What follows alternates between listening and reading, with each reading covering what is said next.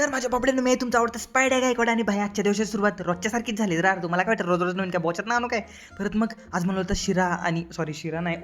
उपीट मला उपीट झाट आवडत नाही घरात असतं तर झाटभर खाल्लं नसतं पण त्याच्यासोबत ती चटणी होती आणि भाई बोलले कसलं घाणेरडं कॉम्बिनेशन आहे पण बोललो आपण आता बाहेर आलोय मग काय चोचलं भिजलं जिभेचं सगळं विसरून नवीन काहीतरी ट्राय केलं पाहिजे because I want to explore new thing bro परत मला एवढं टेन्शन आलं त्या टेन्शनमध्ये मी झोपलो आता टेन्शन कसं होतं उद्या माझा एक इंटरव्ह्यू आहे त्यासाठी मला टेन्शन आलं की भेंचर मी झोपून जातो आणि मला माझ्या पिगीचा अर्धा पैसे पाहिजे ते कारण की एका टायमाला मी जेवलो नाही यायची गाण मी एक वडापाव खाल्ला अरे बाई खायचा नव्हता परत मी चहाच्या दुकानात गेलो आणि परत तर मला कळलं की आलं मी आपण तर चहा सोडलाय परत मग मी तिथनं तसा बिना चहा प्याता घरी आलो आणि पोरं कावा आरोच खेळते अरे बाई यांच्यासारखं मी पण खेळायचो पण आता ते दिवस गेला आणि परत मी माझं प्रिपरेशन चालू केलं how to do what to do आणि व्हॉट इज द डू अरे यायची गाण